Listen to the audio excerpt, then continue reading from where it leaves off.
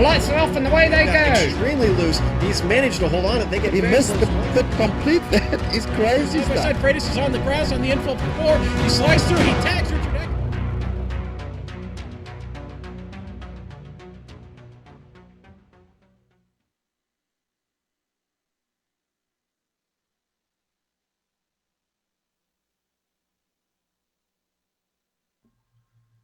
Thanks to the noble gas law that New Englanders are all too familiar with, thanks to Deflategate, we float high through a Delaware sky looking down at Dover International Speedway, which today plays host to the We Stand United Racing League's Chrome 150, and all the stock car action will be carried live as it happens here on the Global Sim Racing channel.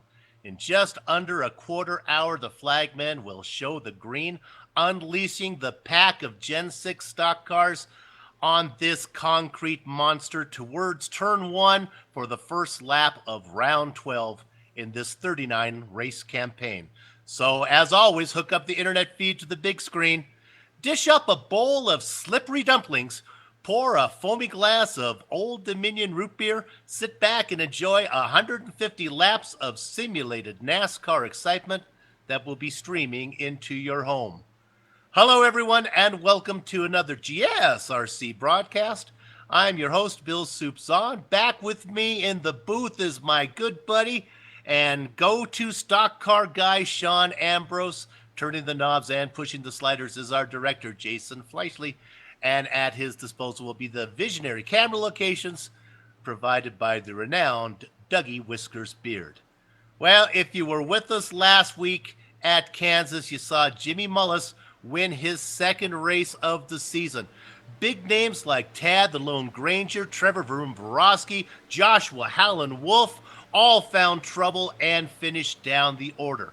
But conspiracy buffs are beside themselves over Brandon Creason's incredible string of bad luck. If those drivers want to turn the tide, they'll need to do it on the Monster Mile. Sean, welcome back, and what will the drivers be facing today? Soup, we're not in Kansas anymore, Toto. All right, we've gone all the way on over in the East Coast here, Dover, Delaware. Easy for me to say. Jeez, home of the American Revolution. Dover, been here for a long time. One of the great things about this track, we got a concrete surface tonight, Bill. You know what that means? Fast. Woohoo! Fast. Yes, sir. Fast and lots of banking. 24 degrees. Let me put it in perspective for you. This track, okay? Bristol.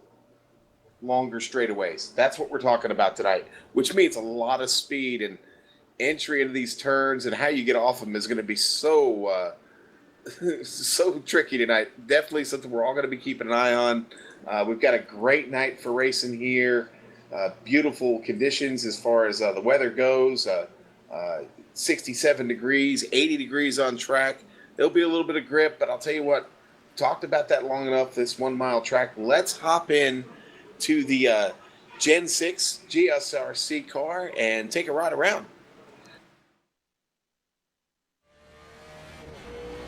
Hello everyone and welcome to the Global Sim Racing Channel. I'm Brian Yazik. This is Dover International Speedway and this is the GSRC Chevrolet SS. So, without further ado, here we go. Coming out of turn 4 for your hot lap. Get it right up close to that wall. Don't touch it though. Nullify your lap.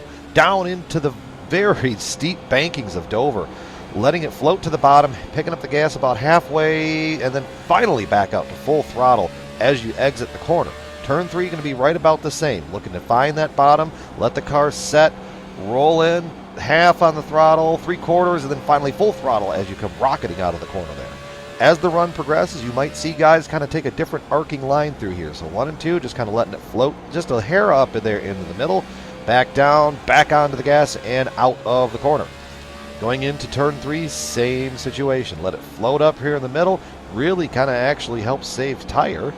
Back down to the bottom, out of turn 4, and that's going to complete your track guide around the Dover International Speedway.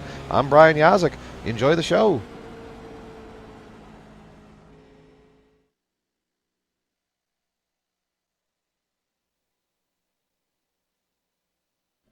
And there's a couple laps around the Monster Mile.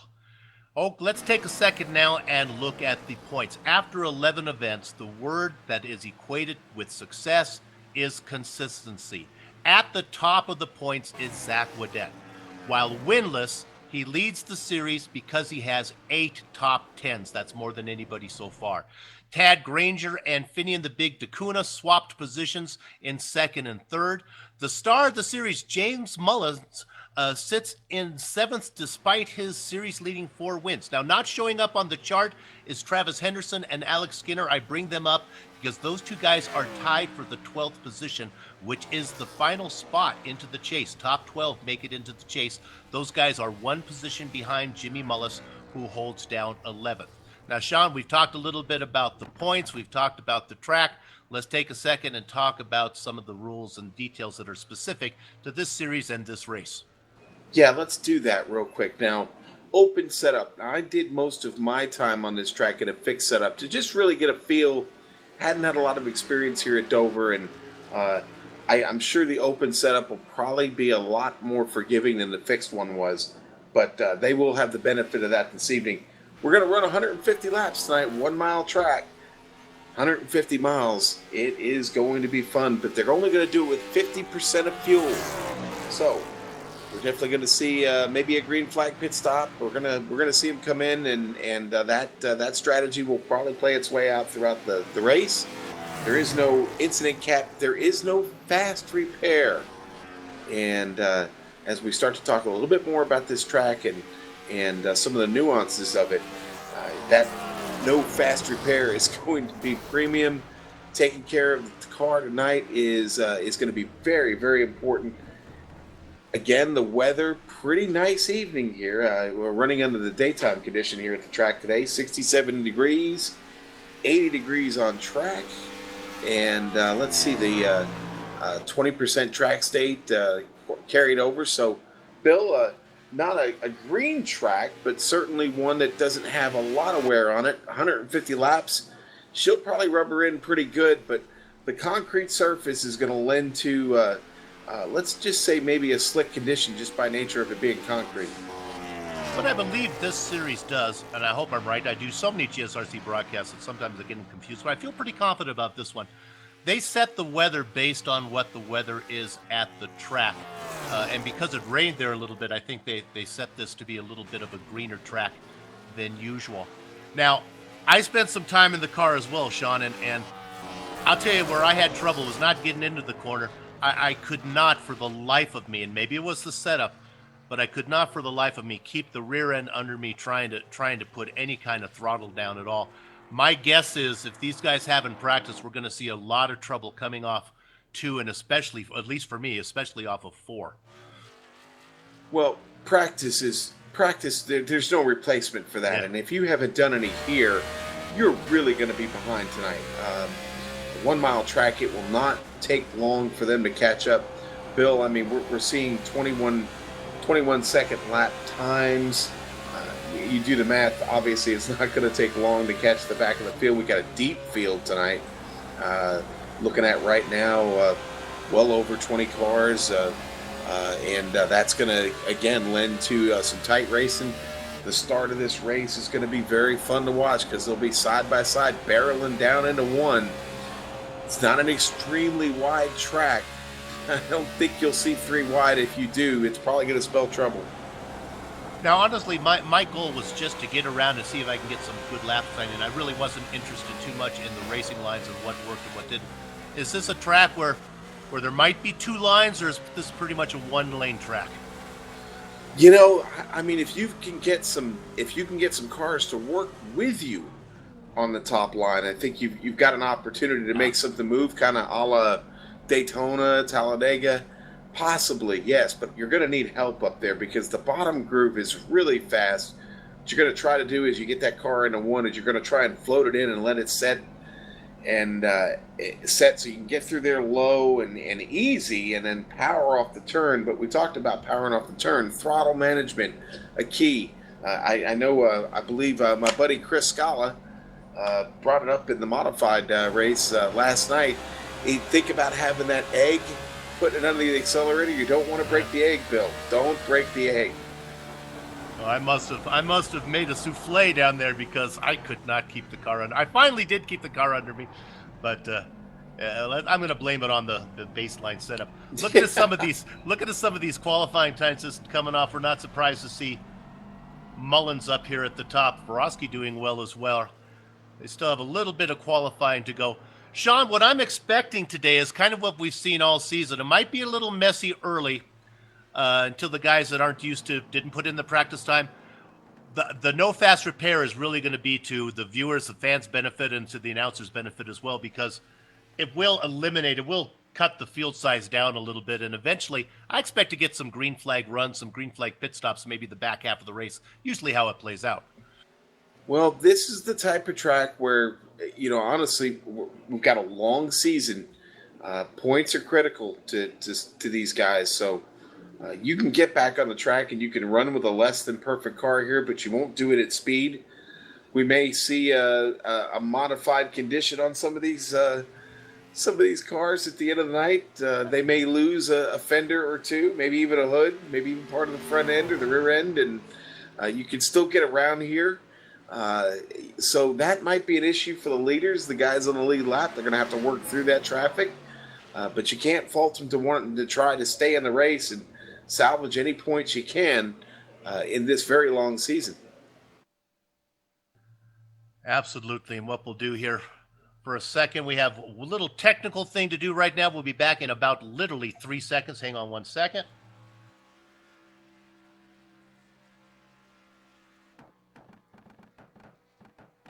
There we are. We're back. Had to throw a few switches, turn a few knobs.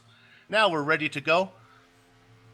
One driver I want to keep an eye on. He's currently qualified in 9th. I talked about it at the beginning of the broadcast. He is your points leader. It's Zach Wadet. Notorious for finishing inside the top 10. We've seen him up front a lot, but he's able to bring it home. And that's kind of the name of the game, not only here in sim racing, but in real-world racing as well, isn't it, Sean? Bring that car home. Bring it home. Yeah, and this is going to be a tough track to do it on, Bill. Again, we were just talking about it. Bringing the car home, essential. And if you can do it without beating it up, you're probably going to be a pretty good chance to win this race tonight. I can't wait to get it started. This track is a lot of fun. Very, very fast. Momentum, very important. Making mistakes can put you up into that safer barrier and end your night quick. Getting into the pit lane going to be very tricky to watch. Seeing guys here during qualifying, during practice, having trouble making that turn in and hitting that mark. Those barrels will come up quick. That'll be something we'll be keeping an eye on, Bill. The good news for the drivers is there are only 25 names on the entry list, so that's going to make lap traffic a little easier for these guys rather than we've seen larger fields in this series a lot. I would hate to see these guys out here with 43.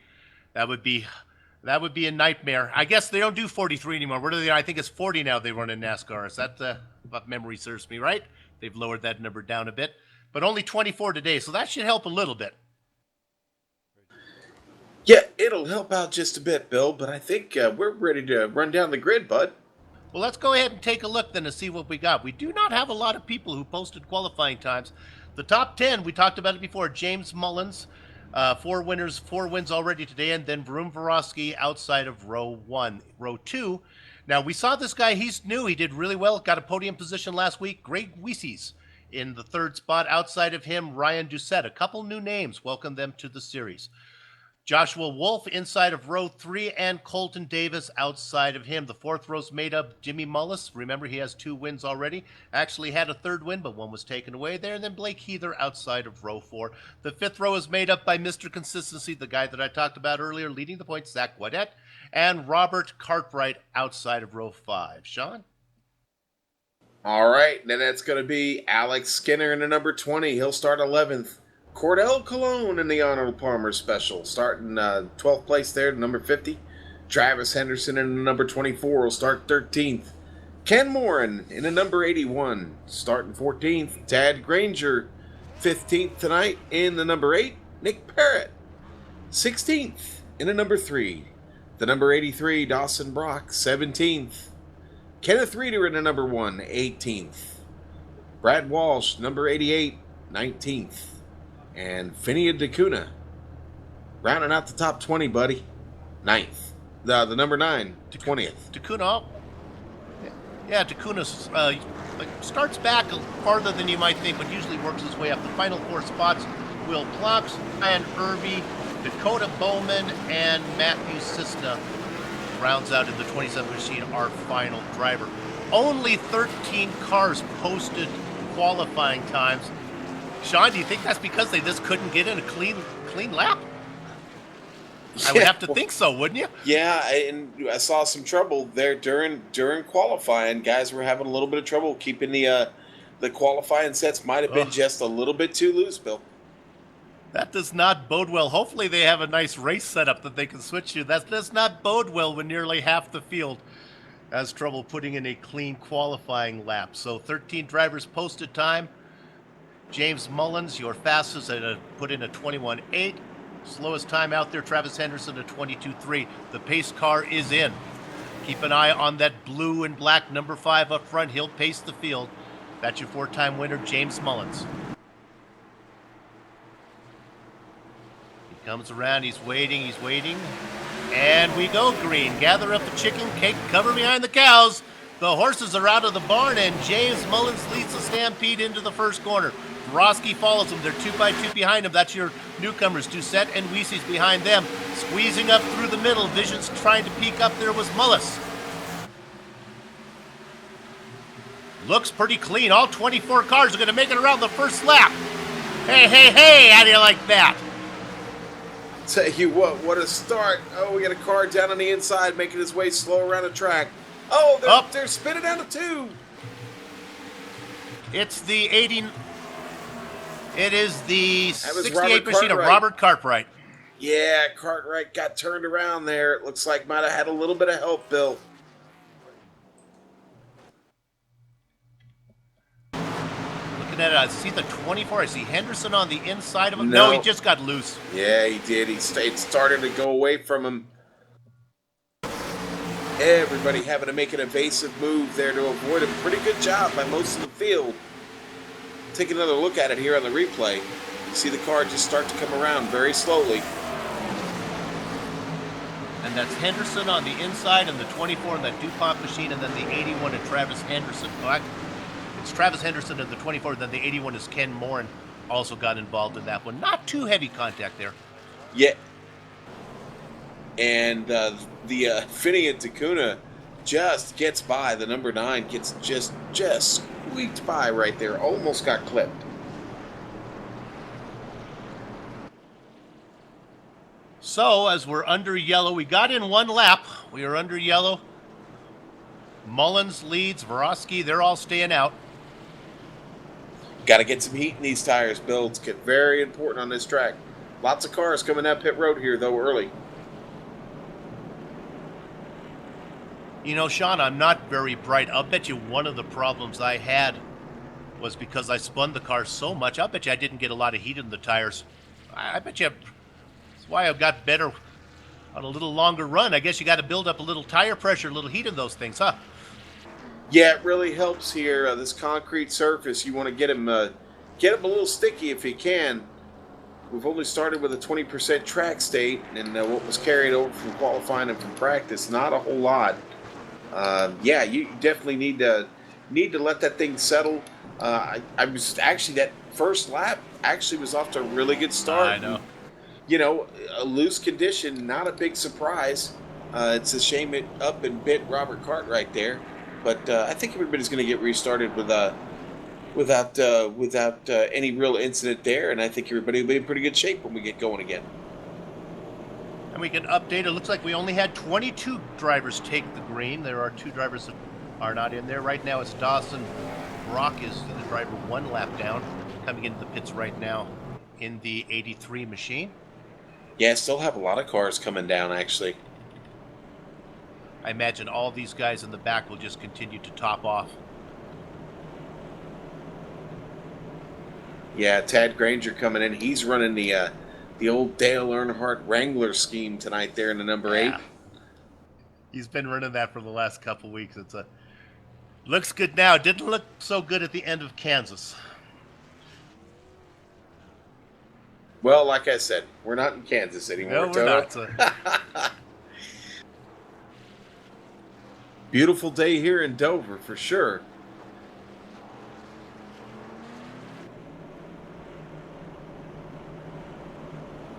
Let's take a look at our points leader and see where Wadette started in 9th position, has moved up to 6th. Wadette in the 18 in the Red Bull machine. Oh, I'd like to talk about Red Bull, but my rule about Don't do it. spoiler alert. Don't I just do it. can't do it. So I do know that a couple of drivers weren't aware that Red Bull had actually changed drivers. I thought that was pretty funny. Don't know if you caught that clip, Bill. Yeah, I did, and I'm not sure if the driver who I'm not sure if the driver who actually was in the car actually knew. Happened kind of suddenly there. All right, the lights are off. We're getting ready to do this again, Bill. There are a couple drivers I want you guys to keep an eye on. They're brand new. They've only raced a couple. It's the number 52 machine. He's currently inside of Road 2. It's Greg Weese's driving in that 52 in the Hendricks machine. You can see the paint job on it. The other one I want you to watch out for, if I can find him, is the rookie that started outside. He's back a little bit. Oh, I'm sorry, Ryan Doucette, running back in 13th position in the 77 Oreo machine. We'll keep an eye on them. Those guys are pretty darn quick. Ryan's going to be making me hungry all night, Bill. Oh, Oreos. I'm a fan. You can't go wrong.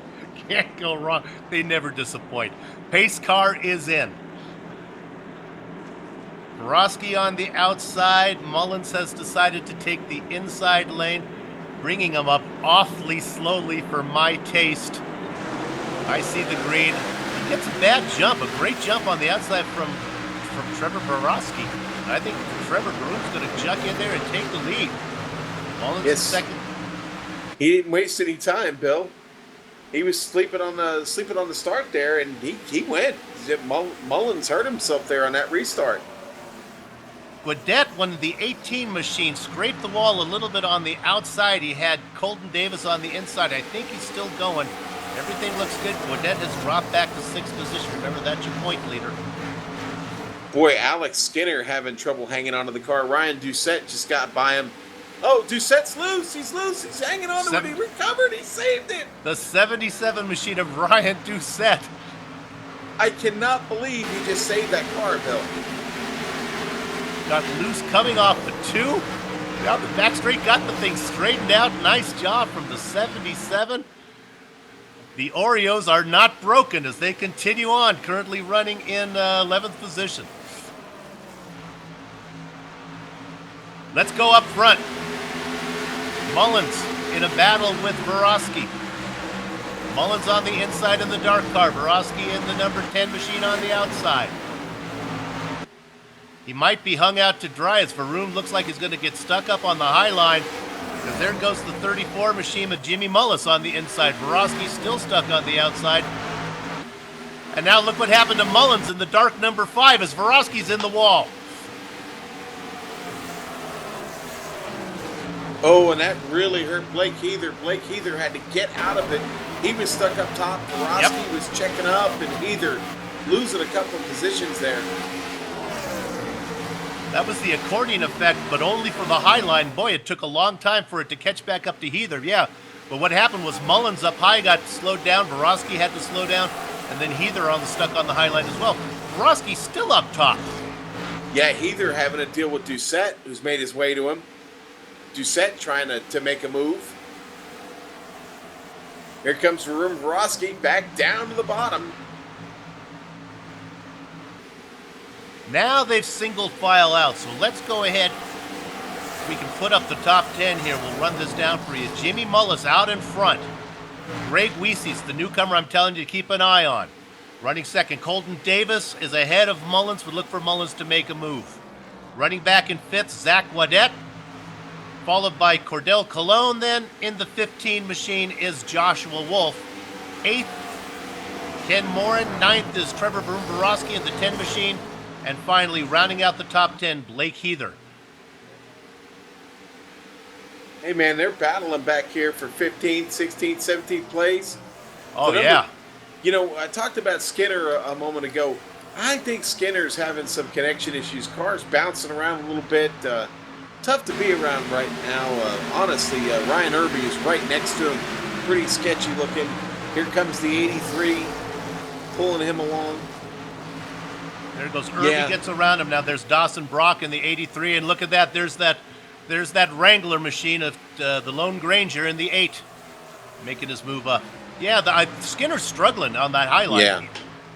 Yeah, they were just talking to him on the radio about his connection condition. So he continues to drop to the field, unfortunately.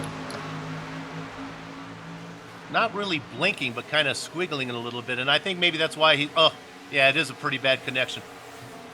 Probably why he's keeping that high line to stay out of trouble. Ooh, nice move there by Tad Granger on Ryan Irby. Tad not playing around, trying to get himself to the front.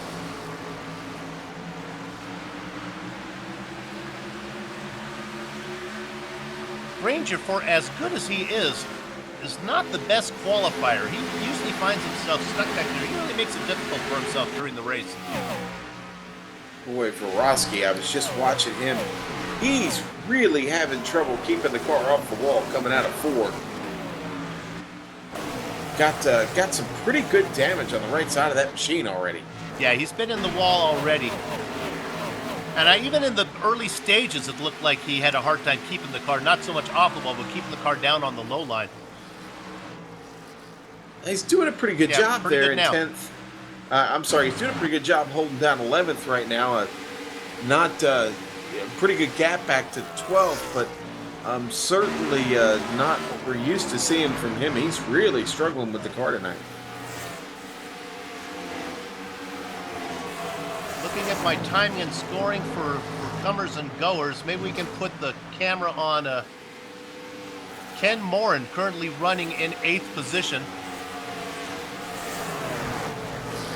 There's Cologne up into 6th. Morin's right behind him.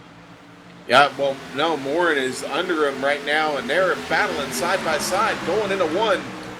Cologne up on the outside. The 81, though, Ken Morin able to power back down through the inside. And there's Blake Heather in the picture, the number 7.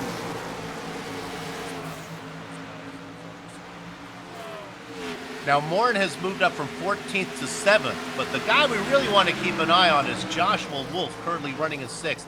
He qualified in 5th, got pushed back a little Blake bit. Heather and Cordell Cologne. Cologne did a good job to keep it off the wall. Ooh, he's crossover on Heather. This is a little tense, Bill. I don't think Cordell was very happy about that move. Let's stay on this battle a little bit there. As you look at Cologne in the middle, he's got Heather in front of him, and then the newcomer Ryan Doucette behind him in the 77 machine. This is a battle for 8th.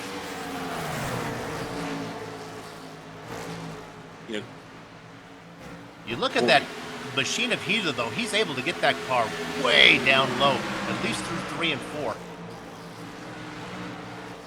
And I see Doucette's able to really pick up a lot on exit. He gets a really nice run on exit on Cordell Cologne right there. Oh, and the yellow's out, though. It looks like Finian Dacuna, I think. Dacuna, yeah, coming off of 4. The number 9 having trouble off of turn 4. Gets a piece of the wall, Bill. We're going to watch it on the replay. Yeah, might have had a little, as you can see him blinking, he might have had a little bit of internet problem, but the car pushed. That's unusual. I didn't have that trouble. The car just wouldn't turn for him. Well, I'll tell you what, if you miss your entry, pushing is certainly something that'll happen. If you miss your mark there going in, a car will push up the track. Again, we talked about it early in the beginning of the race. The tendency is to want to try and float it down in there off the top of the track. Again, he get a little bit too hot. It's going to be hard to do that, and that car will probably push up. But again, watching Finian now, he is having some real connection issues. Hopefully that doesn't continue to haunt him throughout this race.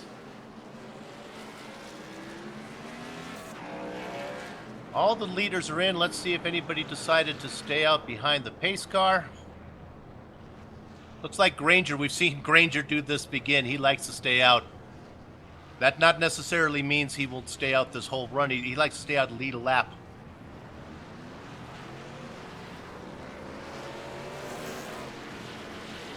This looks like Mullins is going to be the first car out of the pits.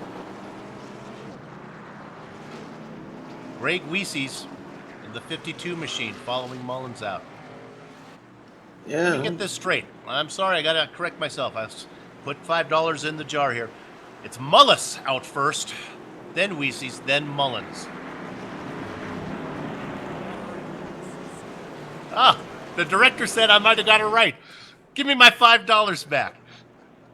Colton Davis going to be behind that.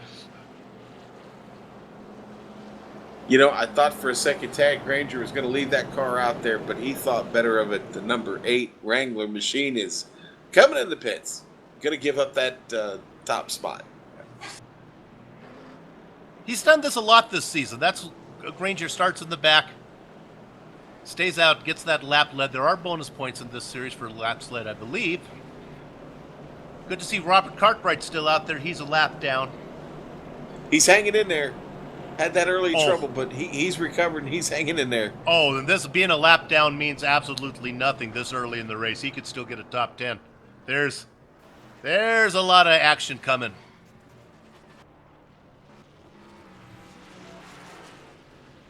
They have seemed to settle down real nicely, though. That was a good run there, Bill.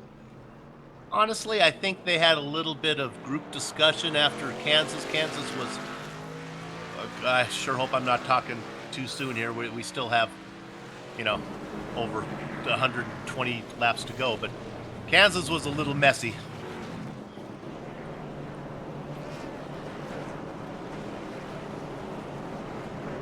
Well, so far, so good. Seems like they might have recovered from that pretty well. Yeah. But Jimmy Mullis sitting there on the I-Cars, number 34 Chevrolet. I really like that Hendricks car, the Greg Weese's number 52 there. That's a great looking paint scheme on that car. Old James Mullins, he is up here threatening early.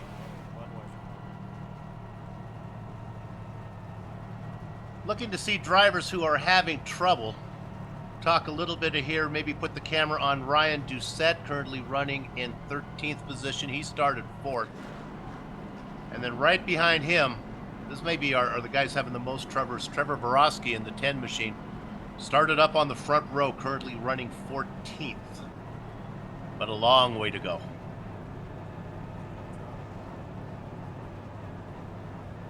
Okay, the lights are out. If they're currently on 28, they're going to go green here. It will be lap 29.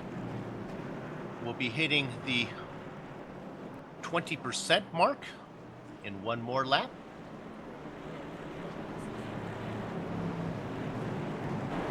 DeCuna going to stay in this race. He is still really having bad connection issues. All the way back here at the back. Alex Skinner also a victim of that. He's fighting it.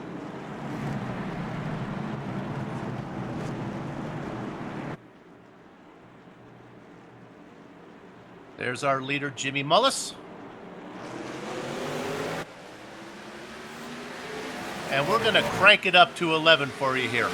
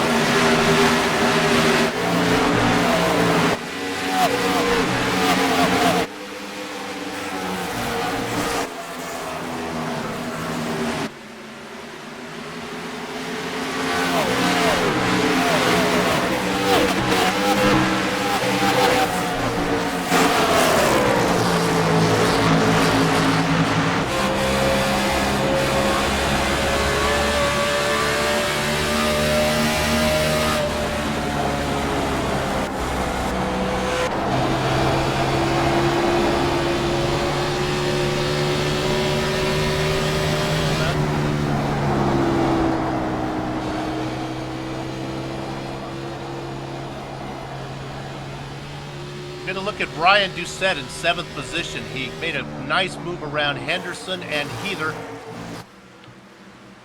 Moving up, Doucette is on the move. He's got Gaudet in front of him now in 6th. Morin in 5th. Let's go ahead and set your leaders there. After the crank it up, Mullis out in front. Mullins in 2nd. Greg Weesey's in 3rd. Davis and Ken Morin round out your top 5, Sean. Blake Heather back here in 9th, working on Travis Henderson, trying to find a way to get around him. He keeps trying to set him up, then loses a little bit of momentum. Another one on the move, the number 77, Ryan Doucette, gets around Zach Gaudet. Does it on the inside. Gaudet tried to cross him over, and the 77 shuts the door on him. Yeah, keep an eye on that 77 machine. That's the Oriole machine, and he is flying. He's got Morin in 5th ahead of him and Davis in 4th. We'll stay on this battle for 4th as Davis seems to be slowing down a little. Morin had to let up so he didn't get into the back of Davis. Davis out in front in the 12 machine, in the Canes Chicken Fingers machine. Yeah, Sean, Morin. let's go on board. Oh, we with got a car Morin. spinning. Oh, Morin hits him. didn't get on in there in time, and that was the Weesey's got lost. We're still collecting cars. Davis involved. The 1 machine is involved. Ken Reeder. I think it started with Colton Davis, actually. Or, I'm sorry, no, that was great. It started with Weesey's. Yeah. He was loose off Bill and just was not able to gather the car up. Yeah. We're thinking that he bottomed out coming out of 4. He almost saved it. Boy, the spin started in 4, and he finally lost it going into 1.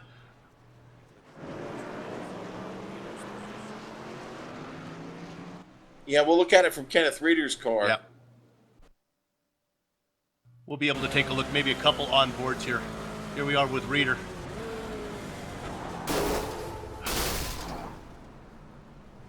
Maybe one more time, Director. We'll try it with the one we were trying to get, which was Morin, maybe.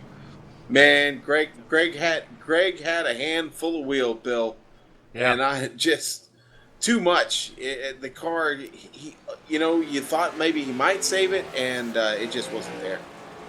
It's too bad. He was having a nice race. Yeah. Don't think we're going to be able to get the Morin replay, but we saw it, so here we go. We're going to go replay now. We'll see. We're going to go with Morin. I believe if my memory serves, he goes right into it. Yeah, now we're on board with him here.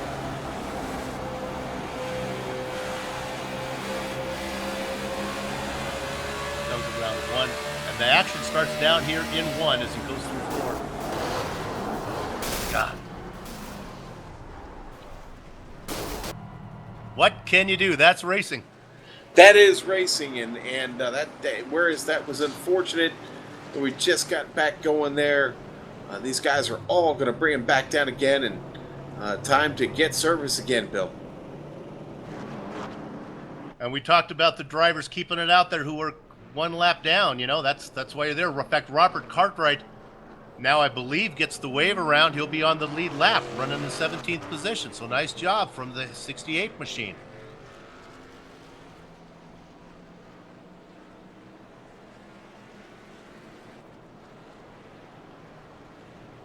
And guess what? Staying out one more time like he likes to do. The Wrangler car, Tad Granger. Irby also likes to do this. This is their guys' modus operandi. They like to stay out, come in pit late. Well, we've got a lot of guys that have decided to call it a night here, apparently. Kenneth Reeder is checked out. Greg Weesey's, he's also checked out there, Bill. I know it's sad for them. They put in practice time, but I love the no fast repair. That's you break it, you bought it. That's right. And honestly, I think drivers tend to drive a little more carefully if they know there's no What they call in golf a mulligan. No do-overs. Yeah, no mulligans here, and I agree with you. That's the way it should be done, and it does add an element of, you know, I don't want to.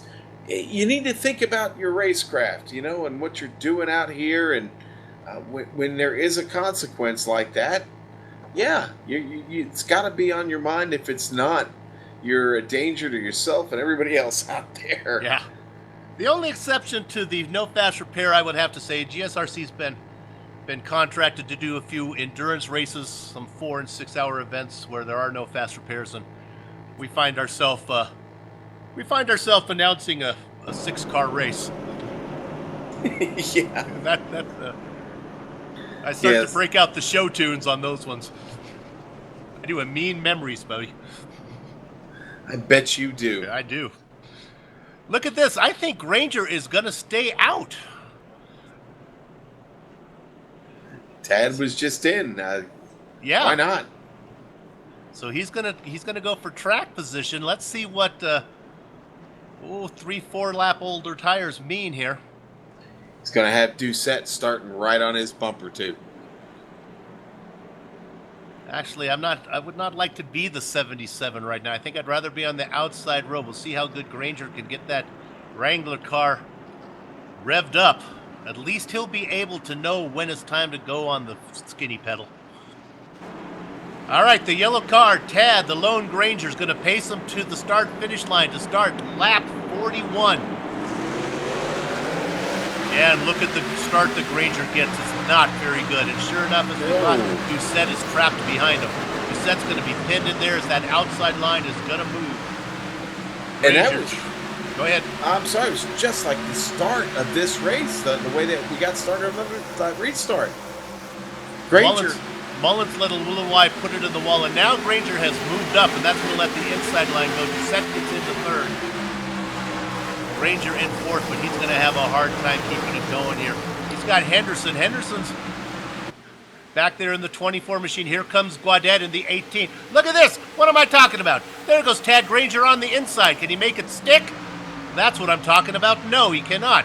Doucette gets the momentum, pulls away. Granger gets high. Keeps it straight. Granger now pinned on the inside. Henderson on the outside. He'll have the momentum come off of two. He should be able to pull away. Cordell Colon actually couldn't hang on to it.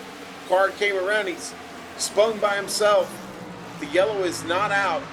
Yeah, Colon got loose, put it hard into the inside wall. In fact, I think he ended that car's day. He was able to keep it. Great job by Cordell Colon of keeping it down on the wall and out of the racing line. I think that's going to cost him. Even if he gets that repaired, he's going to fall farther back, and that's going to be a couple more spots for Robert Henderson, who's up to 13th position. I found my new guy to pull for. Boy, Cordell was looking pretty good, too, having a pretty solid run to get started.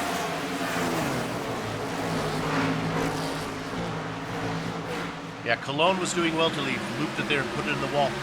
Cartwright had that early incident, and then he's got that free pass, wave around up to 13th position.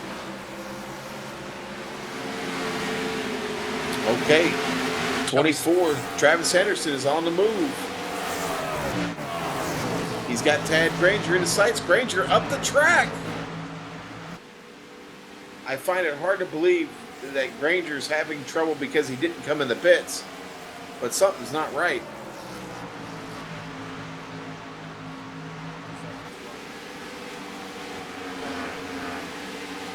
Granger really having trouble hanging on to it, Bill. Yeah, starting on the front. You know, maybe he wasn't all that fast to start with.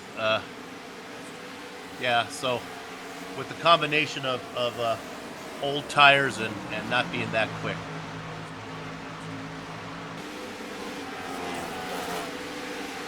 Bill, just real quickly, guys here at WSU, they wanted to honor one of their friends, a member of the iRacing community, Mark Moffitt, lost his life this week, and we're going to pay tribute to Mark and his life here with a couple of silent laps. Brandon Creason's mom's in the hospital also. We wish her the very best right now during this time, but let's go quiet here for just a couple laps to honor them.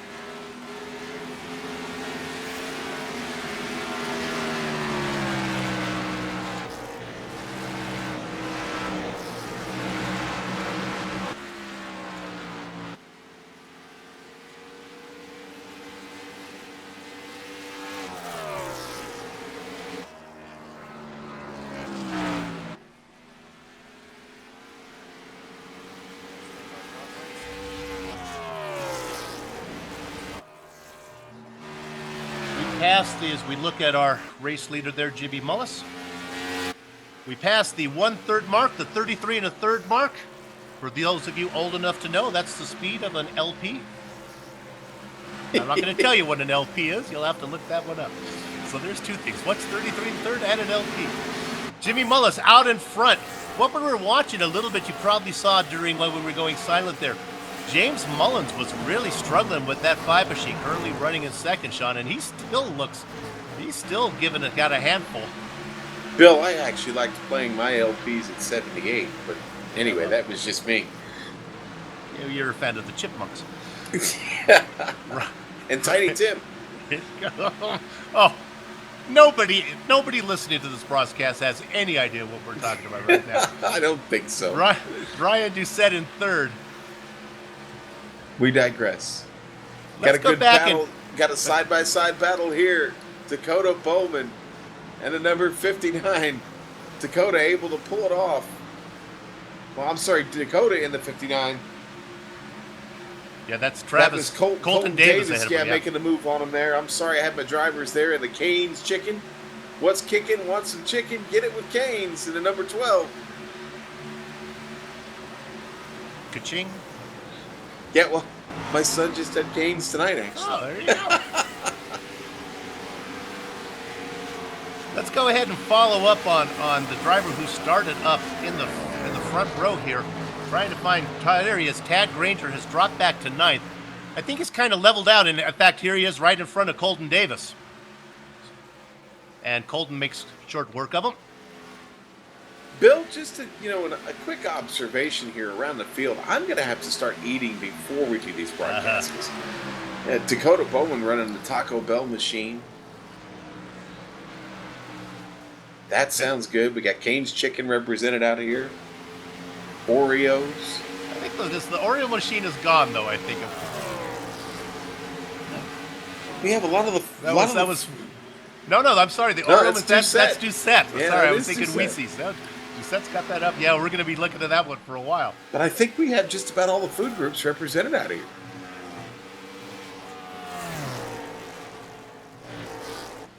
Let's look at this as you look right there.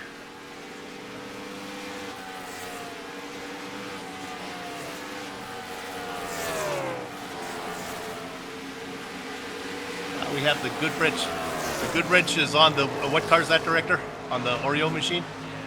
Oh, that's too bad. That's better for the viewers though. Keep their waistline smaller. Go out and work in the garage instead of having some Oreos. All right, we got a 3-car battle working we do. here. Vorosky, he is in the middle. He's in the rocket chair. Henderson in the front. Colton Davis behind. Henderson goes a little high. Yeah, Vorosky tried to go under. He opened a door for him. Can Vorosky get in there and take it? Remember, Vorosky was your second foul. Oh, he can't do it. Oh, my goodness. Got a little loose, and Trevor had to back out. In fact, he's going to lose the position to Colton Davis as well. Remember, Vorosky started up on the front row but got into trouble, so he's trying to make up for that. Good job by Trevor to stay in this thing. Oh, yeah. The car is not been handling, I think, the way he would like it to, and he's got a little bit of damage, but still managing to hang on to a top 10 spot. 15. Bill, go ahead. I was just going to say, they're fast approaching the halfway point in this race. Yeah, we have 15 cars on the lead lap, and from what I can tell, 17 cars out on the track, and there goes the 12 machine. Looks like he's going to get that done. Davis gets that done in the 12 under Henderson. Henderson almost looking like he's maybe trying to diamond off these turns just a bit. Maybe working on those tires, trying to, just save them a little bit. Car looks pretty good. Vorosky can't do anything with him. He's not in a bad spot there.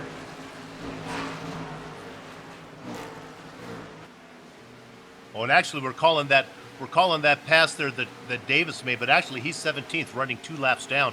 So Colton, that was not a pass for position. Colton is flying though in that 17 machine. Dakota Bowman hanging on to 11th. He's got a little bit of company. Howlin' Wolf on his way.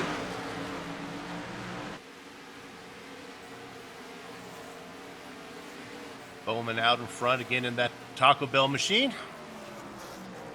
Wolf back in that 15 car.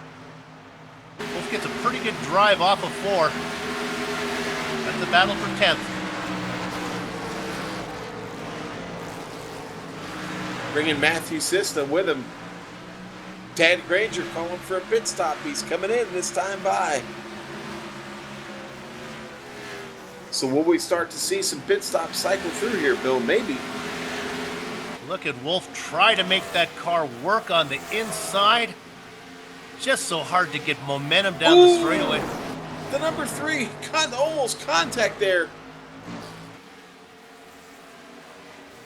Yeah, Nick Parrott was in a battle with Henderson and Borowski. Yeah, and Nick, many laps down, almost got into Borowski. Almost drove right through him, it seemed like.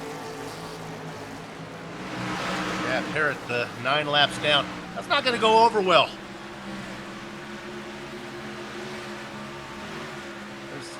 Back to Joshua Wolf. He managed to get around Dakota Bowman.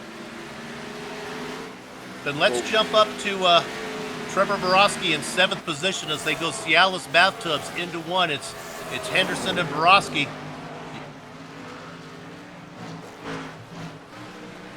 And Borowski gets that done. So Borowski still got a little something left. Flexing a little bit of muscle here. Got himself up to 6th. And just as I'm talking about him, he gets a little bit loose coming off of 4, but still able to hang on and keep Henderson behind him. Things really spreading out here a bit, Bill. And now we got guys coming in. Doucette came in from 3rd position. Remember, Henderson was first to come in, but he stayed out, so he was on the longer run. So Doucette came in from 3rd. I would not be surprised to see these leaders coming in pretty soon. Mullis now putting a lap on Skinner, and we're looking there.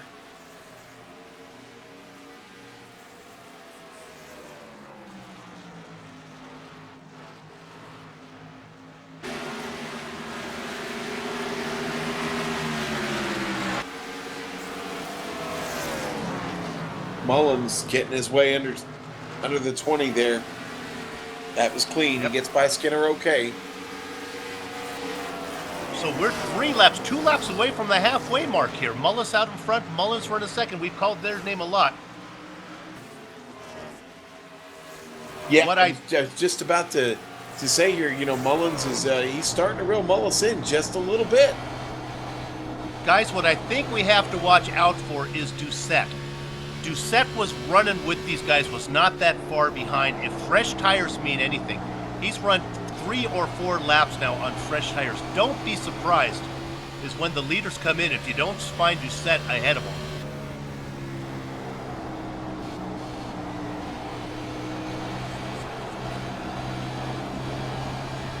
In fact, Doucette is real close to getting his.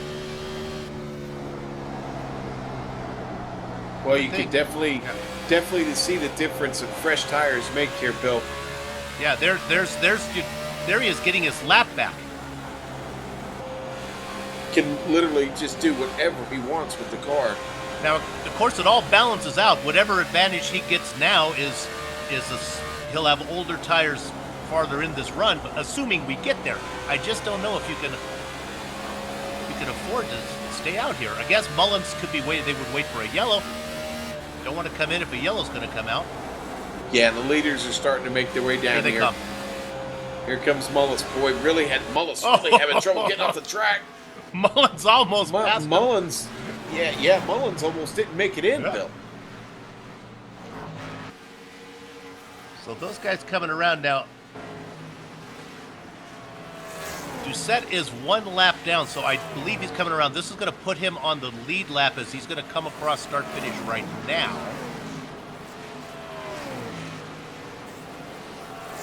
I believe he's coming around now, so we'll have to see if these guys can get out. Timing and scoring always doesn't keep up. He might be 2 laps down. Dawson Brock coming in. That cycles Varosky to the lead. Trevor going to get his bonus points. Okay, Varosky out in front. So did Varosky has made his pit stop as well? I'm not sure if he has one due. Yeah, no, he's coming in. I think Dawson Brock just came on the radio, said he was coming in again. Oh, smoking them tires, smoking at the pit entry. So now of the cars who have pitted, I'm showing Doucette. Doucette is ahead of about 3.5 seconds on Mullins. Here comes your leader, Joshua Wolf. Thank you. There you go. Yep, Joshua Wolf coming on into the pits. Ryan Irby should be coming in as well. No, he's going to stay out. Irby going to run one more time, lead a lap. That's the Amazon Prime machine, the number 60. Irby working with a little bit of right side damage on that car. He's calling, making his pit. He's coming in.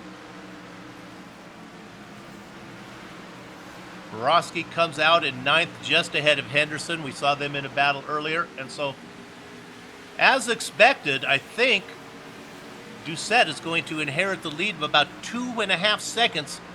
But I'm not sure if he's going to be able to keep that.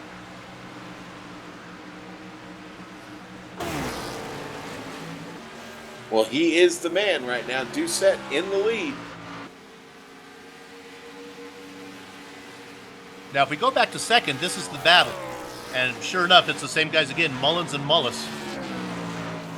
Right next to each other.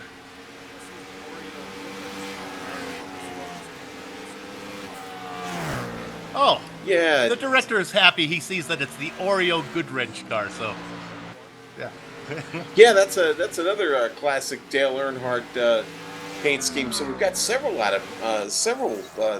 Earnhardt Senior schemes out here tonight. Bill, that would be one, and then we've got the Wrangler machine, and there's the Goodwrench, the orange Goodwrench machine. That who's running that? The number 3, Nick Parrott, in that car.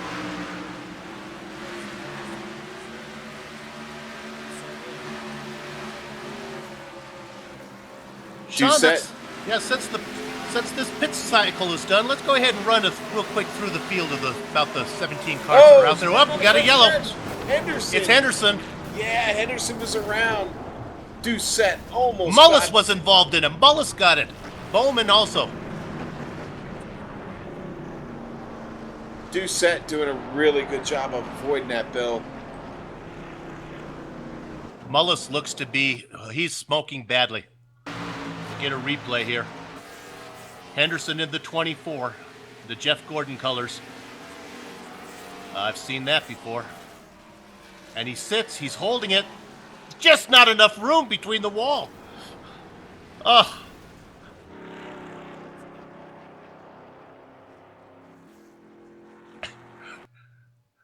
Sean, of all the times I've preached for people to stay on the brakes, this is the one time, if he just would have let the car roll a little bit, there would have been room. Yeah, but you can't do that. Just not enough. You need to pull a James Bond, where you put the car up on 2 wheels there. What's that, Joey Chitwood? Yeah, the old Joey Chitwood show, exactly. That's a memory from my childhood there.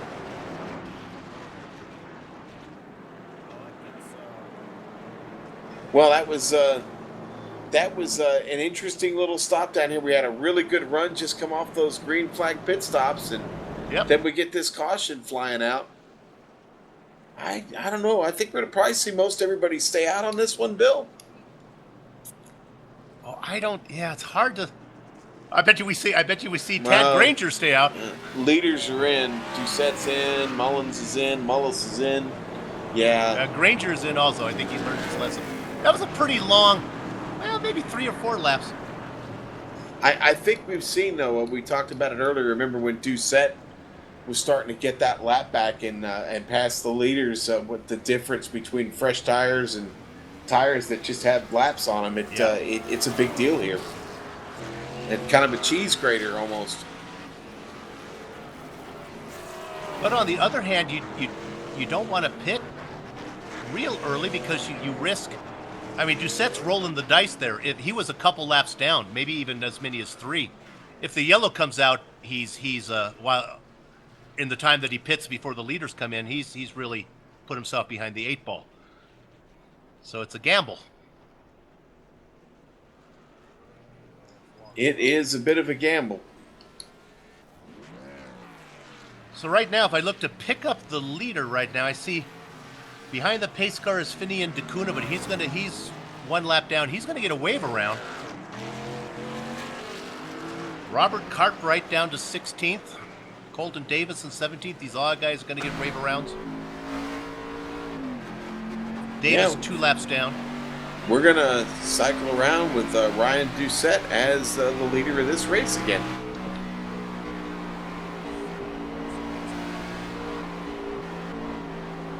So, Bill, we're going to have a few of these cars out here starting to show a little bit of the wear from the Monster Mile. The Monster taking his bite out of some of these Gen 6 cars this evening. Cordell Cologne riding around with a little bit of damage. We kind of start surveying the field. We talked about that damage that Ryan Irby's got on the right side. Do we have any cars that are partial cars, Bill? That would be the question. I'm scanning through the field. I don't see any that are less than full cars yet. I think they have all of them there.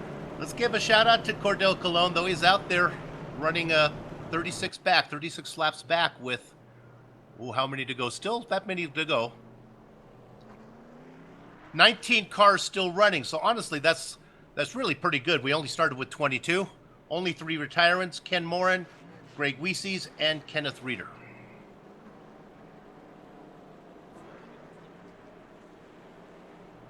Looks like they're going to go 1 more lap because they haven't got these wave arounds yet. Now they send them. There goes DeCuna. Cartwright gets around. These guys, Colton Davis. Now, Cartwright has actually 1 lap down, so DeCuna and Cartwright will be back on the lead lap. But DeCuna's just got to be really disappointed with his evening and the connection issues he's suffered. Probably thinking to himself, what could have been had he not had those problems this evening. I just don't recall seeing him have connection issues in the past, Bill. No. No, in fact, he prides himself on we talked about consistency, and that's what has your points leader up there at the front. He's another consistent driver.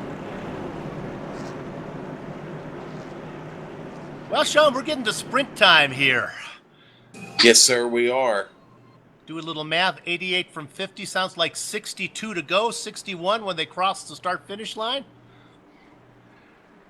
Keep an eye on that newcomer, Ryan Doucette, in the 77 machine, the Good Ranch Oreo machine. Up in front, he'll pace him. Your point leader on the outside, Zach Waddett, in the 18. Waddett gets a good jump on the outside. Farosky getting a little bit of the rear end of Heather there. 2 by 2 as they come out of 2. Waddett's still on the outside. Doucette trying to make it work on the inside. A couple sets, Doucette and Guadet. Deuce ahead of Guad, but here comes Granger in that 8 machine. Can't make the outside work. Now, I saw Tad come into the pits. I just want to double check to make sure he pitted that cycle. Ooh, Matthew Sista almost getting into the number 15. Sista,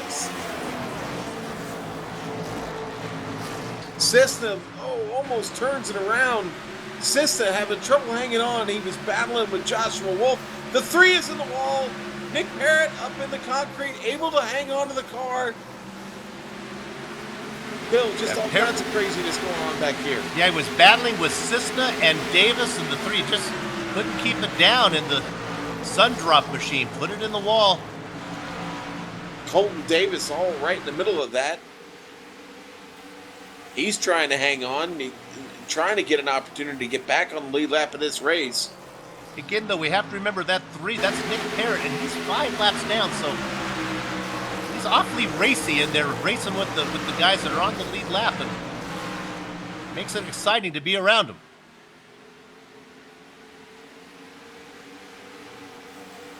Let's take a look at the 10th place driver, Alex Skinner, real quick.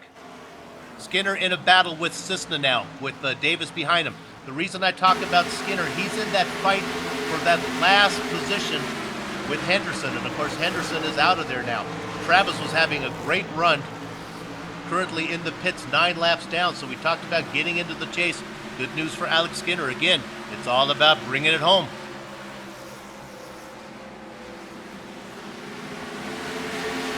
Tell you what, we're producing some really good laps here late in this race.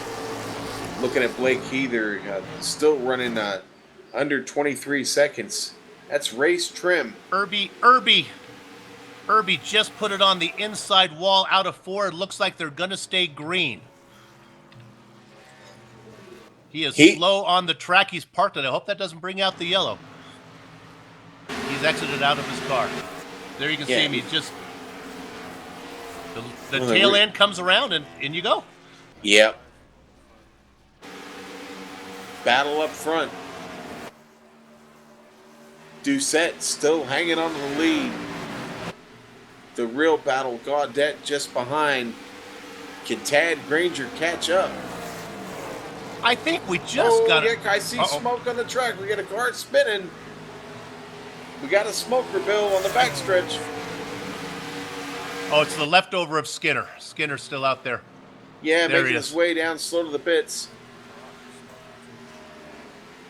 Skinner just brings it in.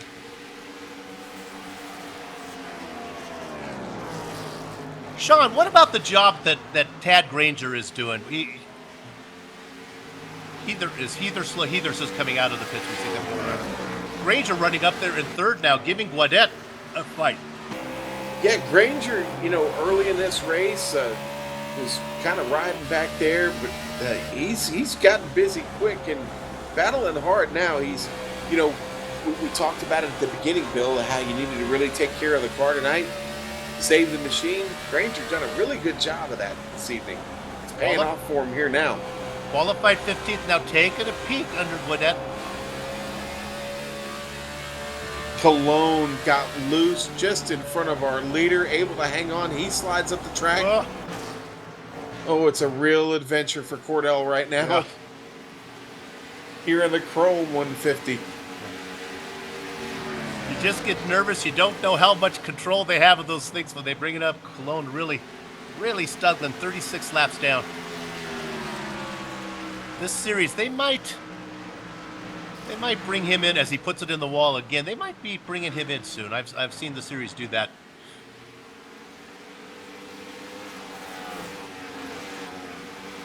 All right, there goes Blake Heather getting around Cordell Cologne. Heather's got Joshua Wolf following him.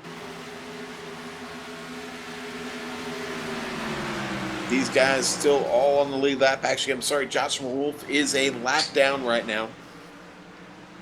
Bill, after that last pit cycle, we've only got 6 cars fighting on the lead lap right now. I'm looking at, Joshua Wolf is our leader 1 lap down.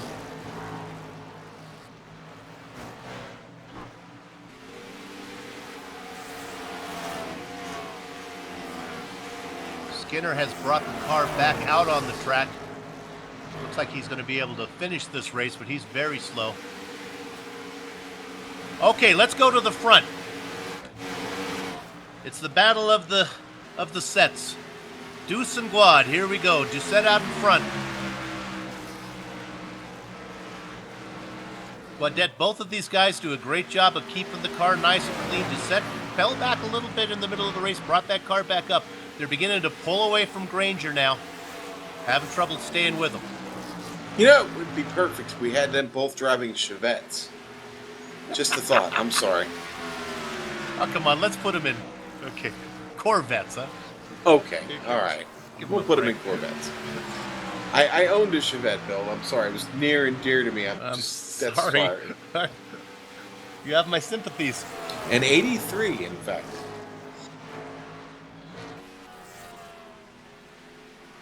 Doucette comes across. You see them now as he's going to start lap 106, 45 to go. Yeah, and they're going to need another. They're going to need another stop here before we get this race done. If we stay green, could give some of these other guys a chance. Maybe nothing's over yet. Borowski in fourth, and really, we got back to fifth position. James Mullins really hasn't said much for himself here lately. I imagine the car's probably not 100%, or I think we'd see him closer to the front.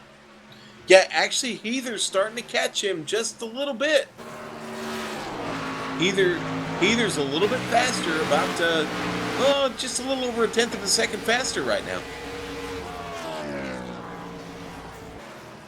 Yeah. So we look at what's up there with Mullins. It's a car. Looks like it's been banged on a little bit. Now Blake Heather, he's been banged on just a bit, but not the good end of the car. The rear end kind of not quite there on that machine. So aero wise, he's still good up front, but a little lighter in the rear end there, Bill. Yeah, we'll stay on this. He's knocking off some time here on Mullins. Definitely got him coming. Definitely going to get him. I'll tell you what. Go ahead. I was going to say, an ill-handling car here, not fun from the driver's standpoint. I'm sure that Mr. Mullins is doing everything he can to keep that distance, but it's closing quickly. Here comes Blake Heather in a number 7, closing that gap on James Mullins, trying to get a top 5 finish tonight.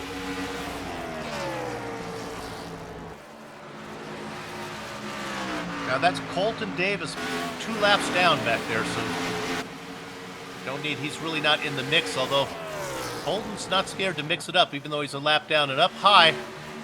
That's the Sundrop car. Yeah, Nick doing a good job of getting out of the way. We'll stay on this battle. Nothing going on up front. It's still just setting Guadet 1-2.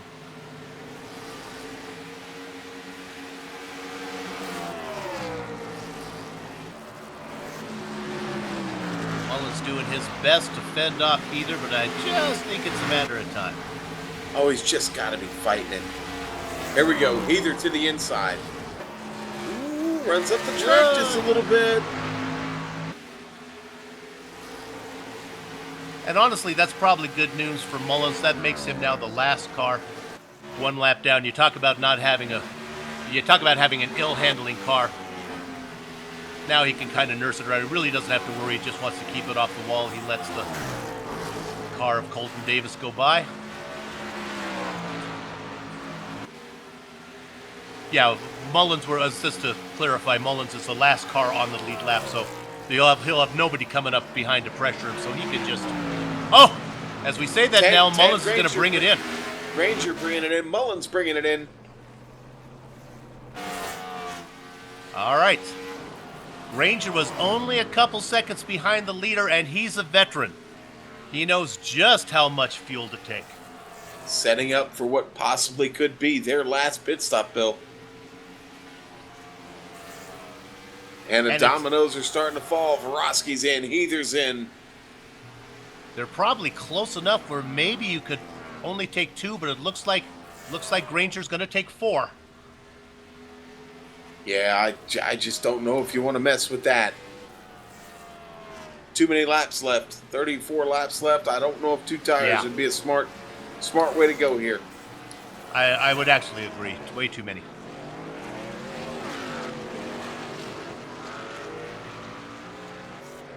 So, Mullins, though, they came in together. Mullins has beaten Granger out. Don't rule out James Mullins. It's possible that not only did he get rubber, but it's possible they could have banged the car a little bit, made it a little nicer. Had that old rubber mallet out. That's it.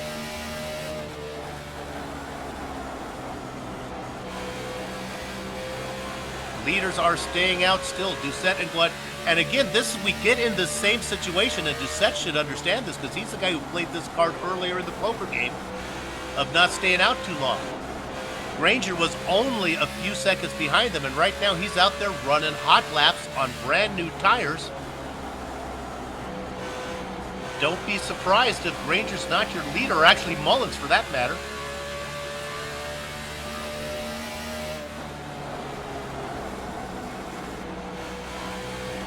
Yeah. Okay, Doucette, making the call. I got to think Gaudet's going to follow him in here as they come around into 3 and 4. Gaudet looks to be keeping it out. Yes. Gaudet keeps it out on the track, Bill. Just lost his dance partner. He did. So what Gaudet is looking for now is a yellow flag. He'll have the field covered here, as he's going to be the last to pit from the lead. He'll have everyone at least a lap down. Here comes right. Gaudet. Let's hope he doesn't get caught. That was a little tight getting in there for Gaudet. Good job. So now while they're in the pits, let's go ahead and pick up Mullins and Granger, because I think they're the guys to keep an eye on here. And Granger now making a move on Mullins. Mullins lets him by. Granger coming around, and we'll see if our leaders are... Doucette is just rolling right now. Doucette has come out. Granger has momentum, but I don't think he's going to get there. Doucette's trying to get that thing fired up. He's out. He's out. Now where is Gaudet? Gaudet rolling right now. Gaudet just coming out. Doucette is passing him right now. There goes Doucette. Granger back there really having to check up Robert Cartwright. Granger splits the difference. He wants to keep that momentum. He splits in between the lapped car number 3 of Parrott. And now look at this. Granger makes contact with Gaudet. Oh, that was the big one, Bill. Oh. Wow. That was tough, Bill. And on the replay.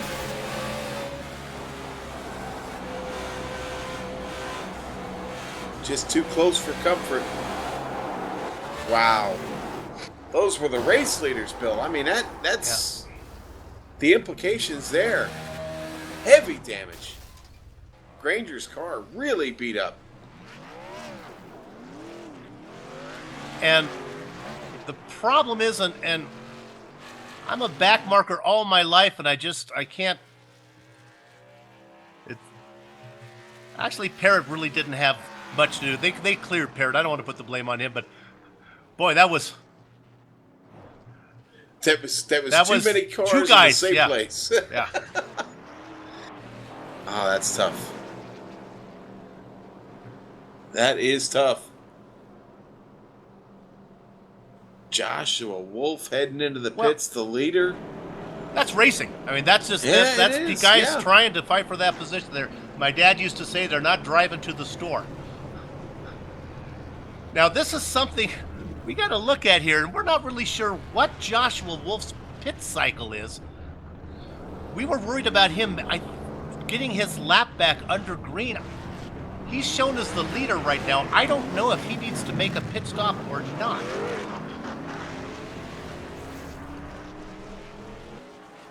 Let's try to see if Josh... Okay. Yeah, Wolf's coming out of the pits right now. He's going to cycle back into third. So he's able to get back in the hunt here. So now we're seeing cars that are a lap down looking for a... Your leader is Doucette, and that makes sense because he came out first. Borowski has got up to second. You know, talking about Borowski fighting for a chance to win this race sounds pretty funny right now, actually. Yeah. Here's a guy that was back to 11th place, trying to hang on to the lead lap, build the car. Been fighting it all night. Just don't think it was ever really hooked up like he wanted it. Had some damage on the right side to work with, but now finds himself in 2nd place with 24 laps to go right now. 23 next time by. So this seems kind of silly, I know, but Guadet is in there right now. We talked about his run of top 10s. He's still got it. Currently running in 11th, 2 laps down. He really has a shot if he can get this car repaired to any way decent. Boy, it's really banged up though. It's hit from all angles. Bill, you know who's still in this race and about to get a wave around? Finian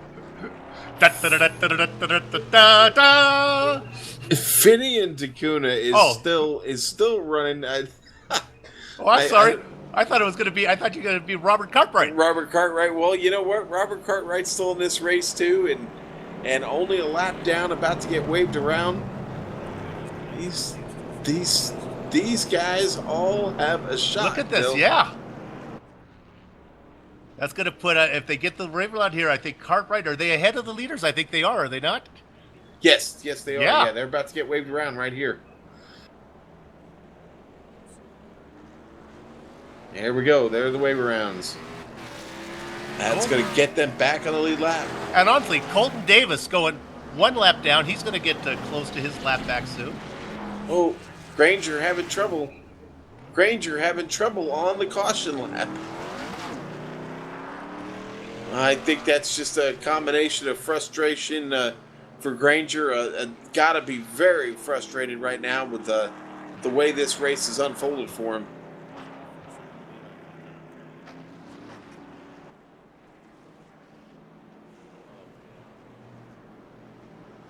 Well, they put on a pretty good show today, Sean. Let's go ahead and set the stage here. Your leader, and it looks like he has chosen the outside line, is Ryan Doucette. That's the first guy we've seen take the outside today for the restart. Varun Barasti going to be in the 2nd position on the inside. The 3rd spot is going to be James Mullins.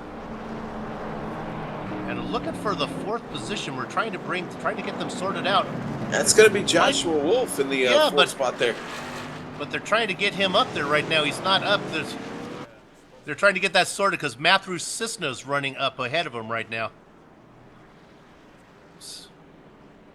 Should be Cisna in 5th. Yeah, they're trying to get it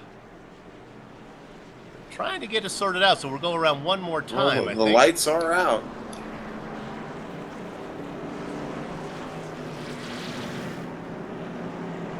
Yeah, they're talking about it. Wolf's saying I have to be behind the 68. So he's saying he has to be behind Cartwright, who's a lap down. So I guess he won't. Yeah. They may have to extend this one. Wolf is in 4th, but they won't let iRacing won't let him around. We'll see if. Yeah, Cisna's saying you're supposed to be in front of me, but they're telling him to go. But of course, they're not the guy who gets the black flag and disqualified. So it's easy to say, "Come on up here." I don't think he wants to throw away his race, so he's going to stay back there a few spots. Yeah, and they have thrown that caution flag. Yeah, they got to drop some of the lapped cars back is the problem. So we're hearing that they're getting stuff sorted out right now. What has to happen is, yeah. And we're listening to right now. Joshua and Cisna and Wolf are talking. We got to get it settled quick. We only got 21 to go. Yeah.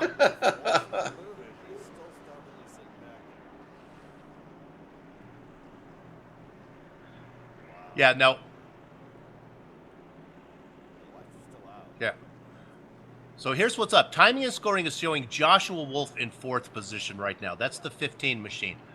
But he's stuck behind. iRacing won't let him by Cartwright, who is the 68, a lap down.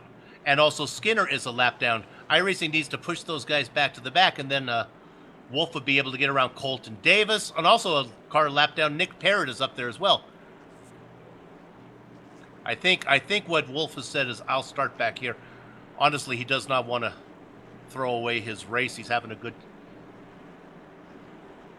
So the lights are still on, so I think they'll probably turn them off this time, and we'll get this thing going with about 20 miles. Yeah, the lights are off. We're off. So your pace car is coming in. We're going to do it right now. Okay, keep a watch on the 77 machine. He's on the outside. That's Ryan Doucette, the newcomer. He's pacing the field. Varun Varosky on the inside in the 10 machine. Had early trouble, but he's back up there. Varosky gets the jump. Doucette doesn't get a good jump from the outside. Varosky dives it into the first corner. He's going to get that lead easily. Doucette on the outside trying to get a little momentum. Tucks it in behind Varosky and actually has to check up. Gets a little loose, and that opens the door for Mullins in that black and blue number 5 machine. Mullins on the outside now, side by side with Doucette. Doucette gets the bite off the corner, and he's going to rock into second place. Mullins takes third. Yeah. Diving to the inside is James Davis. Is that Colton Davis in there? That's Colton Davis, right? He is still off the lead lap. He's still a lap down. Mullins powering back on the inside, side by side with Davis. Just in front of him, Doucette having trouble hanging on to it. And Varosky just driving away, Bill. We're going to go on board now with Joshua Wolf and watch him work his way through some of these lap cars. Actually, he's behind Matthew Cisna now in the 27. He'll make short work of him. As we're on board, that's Cisna in that citrus colored, actually it's got to be yellow because it's Pennzoil. I know what color that sponsor is.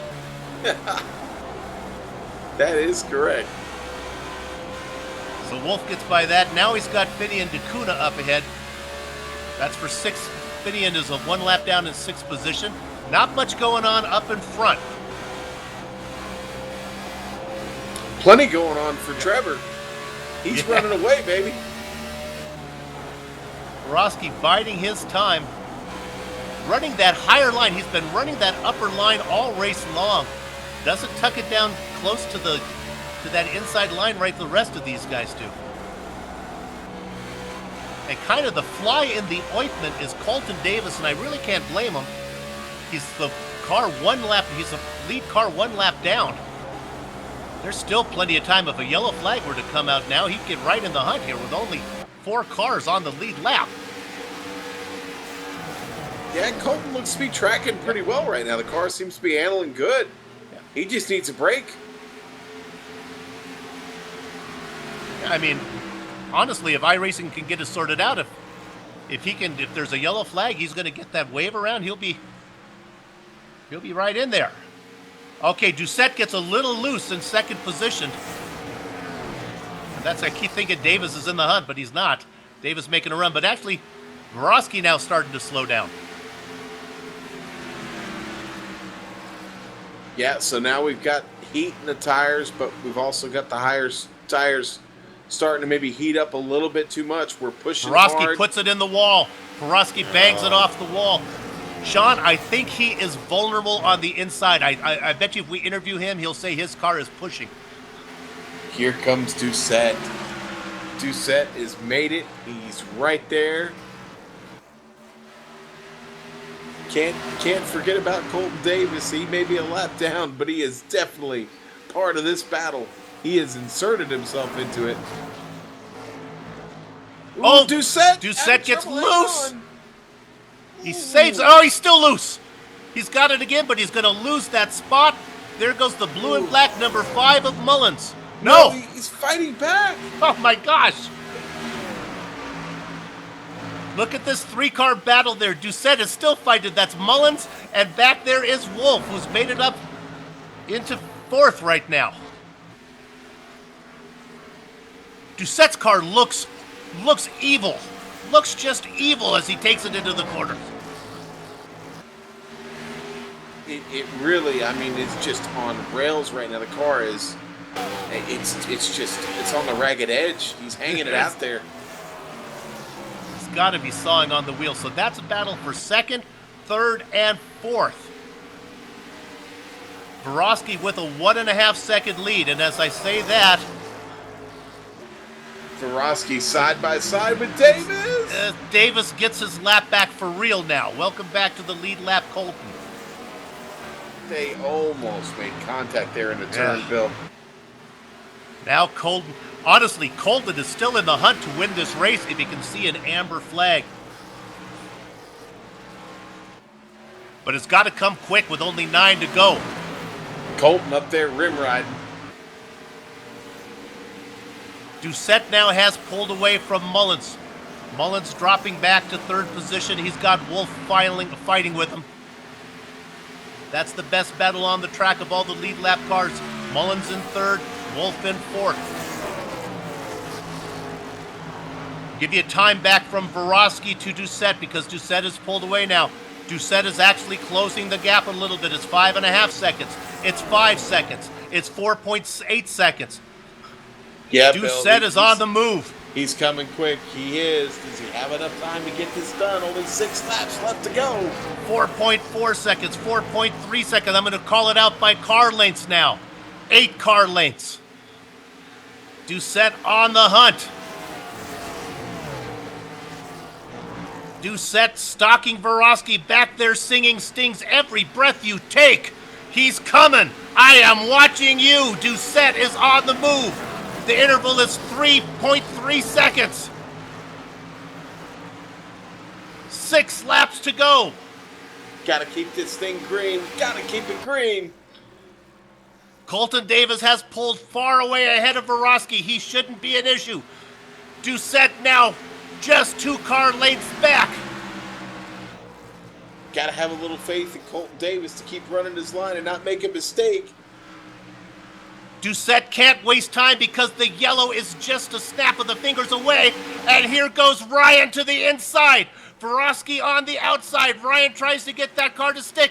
Doucette trying to make it by Vorosky, giving it everything he can on the outside. Gets a great drive off of 4. Doucette gets loose, and now he's got to start all over again. Yeah, Vorosky has a great drive off of 4. Doucette, not so much. Has to get out of the throttle and let her just settle itself. Doucette, like Sisyphus, has to push the boulder back up the hill one more time. Does he have enough time to get the big rock to the top of the hill? As they come across, there's 3 to go. Vorosky with a lead of about 0.3 of a second. Did the 77 use up all he had to try to get that pass done? Does he have anything left for the leader? He's getting a nice run through the turn right here. He's starting to pick him up just a bit. Oh, but Vorosky able to really power down the stretch, down the front stretch there and open it up just a little bit more. 2 to go. I think Doucette will have one more shot at it. The interval is down under a second. He is there now. Doucette very strong through 3. He doesn't need to do it this time. He'll still have 1 corner to get it done. He might want to try it on the inside of 2. Let's see what happens. They go in for the final lap. Vorosky leaving a little bit of an opening. Doucette giving a little bump to Vorosky. They go down the back straight. Doucette loses momentum. He's going to have to do it through 3. He needs a good fight. Vorosky keeping the inside line. Doucette gives him the bump and run. Vorosky saves it. Vorosky's going to hold it. There's nowhere for Doucette to go. And your winner of the race is Trevor Vorosky. Second place to Doucette. Doucette in second place. James Mullins hangs on to 3rd. Joshua Wolf gonna take. Wolf. Wolf gonna got take 4th. 3rd there. Oh no, I think Wolf got 4th. I think Mullins beat him across. Mullins, yeah, Wolf, it was. And then the last car coming across on the lead lap, Colton Davis. Your 5 cars finishing. Sean, we got one to finish under the green flag, and it was a great finish. What a great battle from Vorosky and Doucette, huh? Doucette tried so hard to pull that off. Didn't want to wreck him.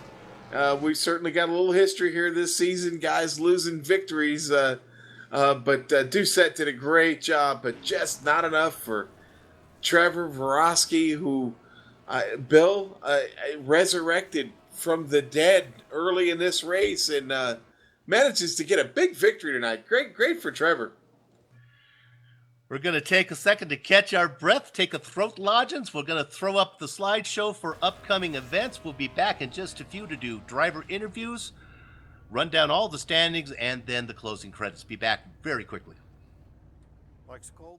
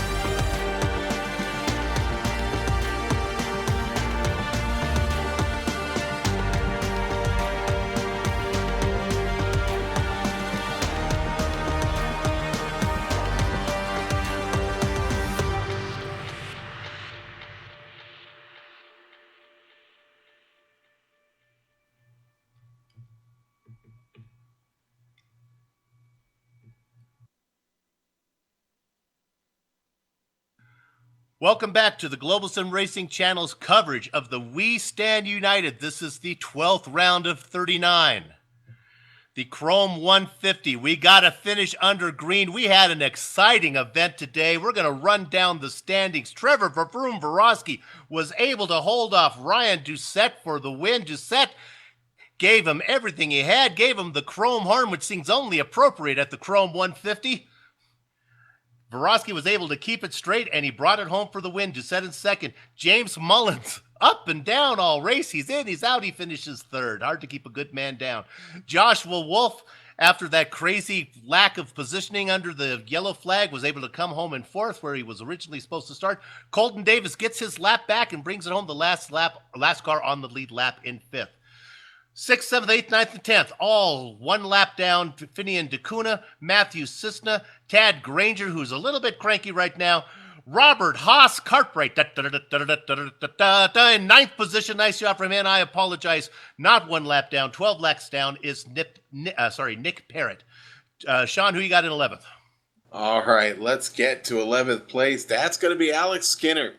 Connection problems and all, he does manage to salvage 11th place. Zach Waudette going to be 12th this evening. Blake Heather, 13th. Cordell Cologne, 14th. Dawson Brock, 15th. Ryan Irby, 16th. 17th place going to go to Travis Henderson. Jimmy Mullis going to have to settle for 18th tonight. 19th to Dakota Bowman. Ken Morin Jr., 114 laps in 20th.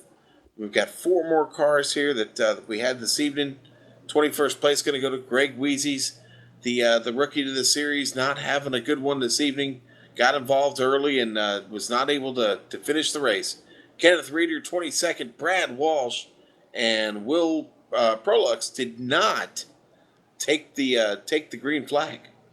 And just to put a final period on the Skinner-Henderson battle, Skinner got 11th position, Henderson in 17th. So I would imagine Henderson will have a hard time staying in the chase right now, but there's still a long way to go. All right, we're going to bring in some people for interviews here. Let's go ahead and bring in our winner. I get to talk to him, Trevor Varosky. My goodness, Trevor, you had trouble early. Never count you out. You hung in there long enough, and you were able to bring it home for the checkered flag. Yeah. There was trouble early and in the middle and towards the end, but we hung in there. It's kind of feel like I stole one there, but hey, take what you can get, right? So you came in for the last pit stop. You got a little bit of gap there. Look, you were running up there comfortable. We were able to, in that last run, we were able to leave you a little bit as Doucette fell way back in a battle with Mullins and Wolf. But then he started to run you down. Did you see him coming? Oh, yeah. Those guys were always, Ryan was always a lot faster than me. I just tried to do my best and, got lucky a couple times that got caught up in something or wiggled and fell back or anything like that. And then on that, on the green flag run, getting that caution, that saved me in order to put me out front with him on the front row. That was that. Now, I want you to correct me if I'm wrong on this, because you don't need to agree just because I say it. To me, it looked like you were having a hard time keeping the car down compared to other guys. Was it pushing at all, or is that just the line you like to run? Were you comfortable with how it was running? It was a little bit of both. I was pretty tight, but mainly it was tight on exit. So it was a lot of trying to, I guess, kind of adjust the line in the center to arc it better off to try and get things working there. But yeah, car wasn't. It was pretty good, but it had a lot of damage, so it was changing every time I hit the wall. So yeah, you just change the setup every time you need a setup that takes into account when you bang it against the wall. Have I asked you the Disney question this season? You haven't got that one yet, have you? Yeah, I did at Vegas. Oh, then we'll leave you alone. We're not going to go there then. So let me then just move you right along. Then congratulations on your win, and good luck to you the rest of the season. Yep, thank you very much. Trevor Varosky, your winner today. Sean, who you got? Well, Bill, we've caught up with Ryan Doucette. Ryan had a great run tonight. I'm going to bring Ryan in here. We caught up with Ryan down here in the pit. They're packing things up for the evening. We got to talk about this run, though, and almost pulling off a victory. But you'll take the podium, won't you, Ryan? Yep, definitely. After the run I had, the car was fine. Driver, not so much. Bit of a struggle out here tonight at the Monster Mile. Talk about it a little bit. What were you fighting there? For me to drive, I like this track. I had a good setup, but it took me about 5 laps to get into a rhythm. And for those first 5 laps, I was just out of control. And whenever I messed up, it took me a while to get into the rhythm again. And yeah. Yeah, well, we saw the car a couple times tonight come off the turn, and you made some pretty incredible saves. Just tell everybody watching, what does that feel like when you're hanging on the ragged edge and you've got a handful of wheel, and you're just moments away from possibly wrecking the car or saving it and moving on to finish the race on the podium? Oh, I just feel lucky almost because so many times I came off that corner and I swear I would hit a bump or something, and I'd sit there sawing at the wheel, let off the gas, do everything possible to hold on to it. To finish in the podium with a car like that, it's pretty. I don't really know how to describe it. I'm sure you're feeling like you actually accomplished something today. That was a great drive, Definitely. Ryan. It really was, man. How do you feel about your chances in this very long season? I'm gonna need some Kyle Busch magic I feel like, to make it into the chase, but you never know. If I keep up these consistent finishes, it might happen. Well, you definitely got yourself a little bit closer tonight with a second place finish here at the Monster Mile. A good run for you, 150 laps. You pulled it off. Again, congratulations. You weren't very fast in practice, but you nailed down a good qualifying run, and then you came out here and backed it up with a second place finish. Congratulations, Ryan. Dad, by the way, did you pack any extra Oreos for us? Nope. The pit crew ate them all. You tell that pit crew we're going to go off and have ice cream. So there you go. Ryan Doucette, your second place driver today. Okay, the friends and family and the James Mullen, the Mullen Man fan club is going to be upset with me. I'm going to skip over our third place driver because the guy I really wanted to talk today is, I think, the guy who maybe might have had the fastest car out there on the track, and that's going to be Colton Davis. Colton, do you have a copy? Yeah, I do. I think you were one timely yellow flag away from winning this thing. Oh yeah, definitely. I guess I was the fastest car up until that wreck between me and Greg happened. And then 2 laps down. And that just kind of set the tone for the rest of the race.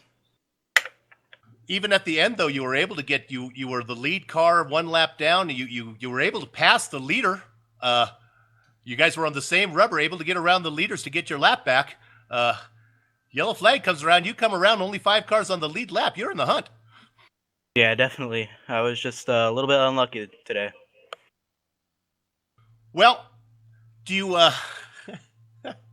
that was a rough one. If we had some good runs in there at the end, was your car... I was asking a few of the drivers, was there one thing that it was doing? Was it pushing or was it loose, or was it just a handful pretty much all the way through? I guess after you bang it a few times, it gets kind of weird, huh?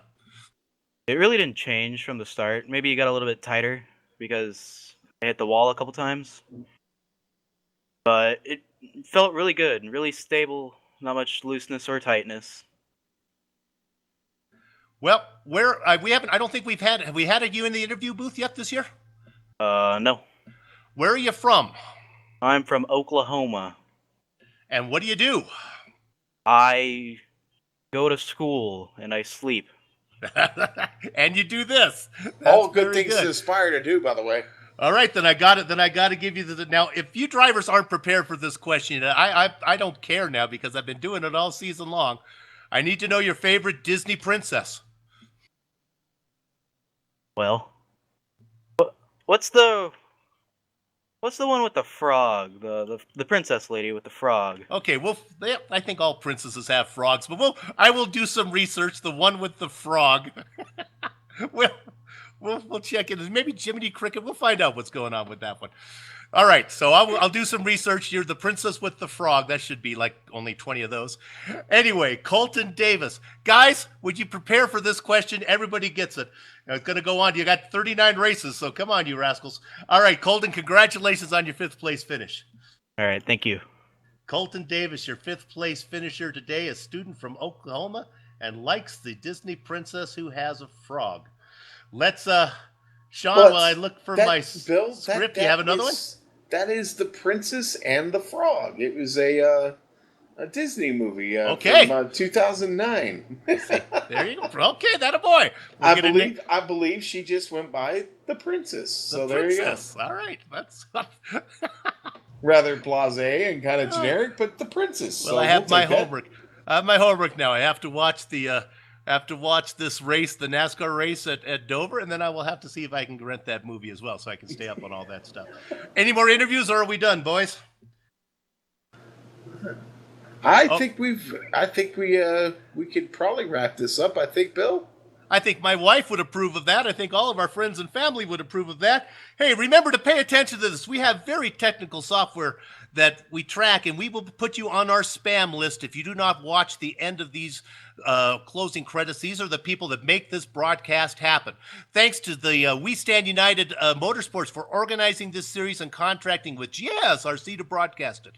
Thanks to the companies, equipment, and software that we use on the screen right now. I have no idea what it does, but I know that Jason just got a new flux capacitor, and that's supposed to do some amazing stuff. The original music that you heard on today's broadcast is thanks to Eric Eckholm and Casey Lalonde. Go to the contacts you see right now. Use it for many occasions. My nephew used it in the birthing room of his new child. That kid is going to be a global warlord now. Little Eckholm when the kid came out there.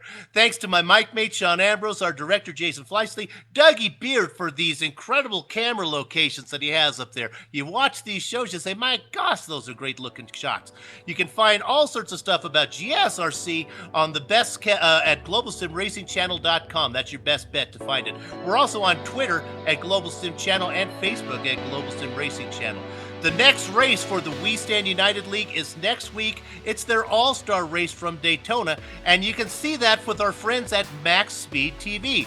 GSRC's coverage picks up back in May 29th. May 29th is a Sunday night. That's the Indy. For the next points event is the Coca-Cola 250, which will actually be taking place at the exact same time that we are broadcasting it. For details of all the upcoming events, this will be interesting if our ratings are better than the actual event. Go to globalsimracingchannel.com. And now that all the housekeeping is out of the way, May 29th, it's time for us to go have some fun storming the castle. So until next time, race clean, race hard, and we'll see you on the track.